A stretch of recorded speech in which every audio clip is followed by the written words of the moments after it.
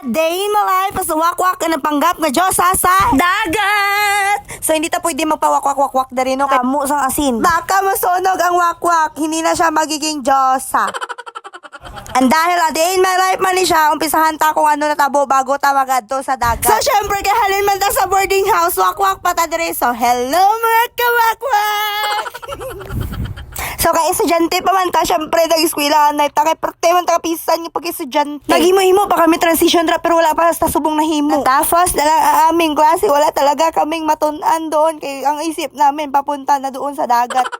Sobra namin ka-close na, pati ilok ng isa kinukuskusan na namin. Kulang na lang yung sa dalom, kuskusan din namin. Matrasabad mo talagang sa gilid. Pero grabe talaga pugong ng panahon sa amin. Akala namin hindi na kami makakakalis dito sa tupig. Eh, parte man talaga ang ulan. Pero pag-abot dito sa Jinsan na ba, o yayabuok, parte, kapal pa sa kapal, sa nawong, sa nagutang ng mga pilanak tuig, wag yapong bayan. So, ambal ko gani kayo naman to kami sa dagat, no? Apod ko ang mga wordmate ko, pati amon lang lady, kag landlord, kag family niya. So, muna, nag-enjoy kami tari kayo.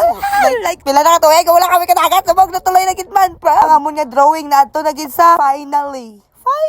So mo to pag-abot namon, syempre na para naog na sila alangan man, no? Magpahimulong na sila sa ban. Mano sanda drama pabuang-buang. Nag super gentleman gid sa mga lalaki namon diri, no? Kay ay, hindi na gali, nagbinata-bata na si Kuya Nil.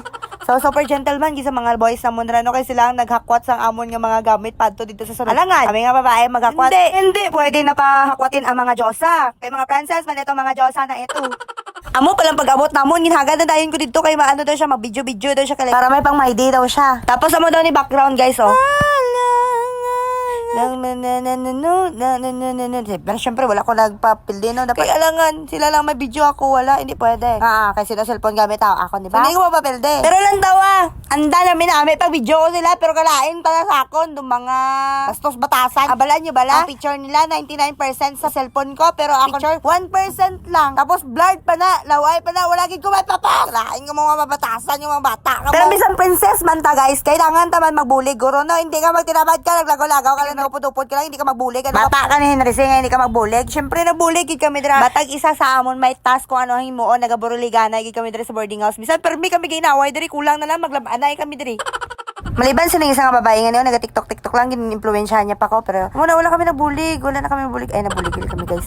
Nabulig kami, naglimpyo kami sa isda, di ba? Princess kag Diyosa, mga babae nga ito, pero ginpalkuha sang hasang kag tinais, ang tilapia kag bangus.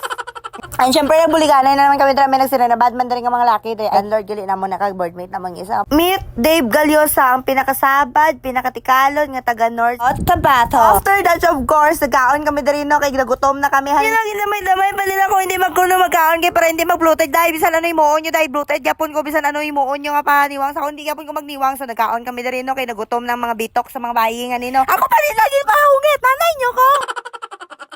So habang gahamal kami diri kay pertiman kami kagutom ang mga boys amo dito sa tubang sa amon nga cottage nag-ihaw-ihaw sila kay amo man na dapat ka mo mag-ihaw kami na ganito biyo ka may mag-ihaw dira so dapat balanse ta diri nga par so para sa ning pag-balance nila kuno kay wala man siya camping chair dala kundi magamula na siya kay tira man na siya nga bata siya tong ligad pa ni siya nag-request nga apilon ko daw siya sa video ko diri nga gina-post sa Facebook kay dapat daw apil daw ko sa mga memories ko nga lang shares ko kag pagdako ko dako naman ko